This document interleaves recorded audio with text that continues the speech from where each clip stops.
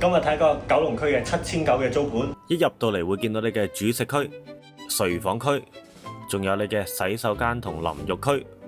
睡房區都放咗一棵大嘅床，有埋放衫同埋一個細書台。床邊呢度都有個電掣位，可以考慮放個床邊櫃，放下手機，放下啲雜物。有冷氣機，有抽氣扇，仲有個細窗簾。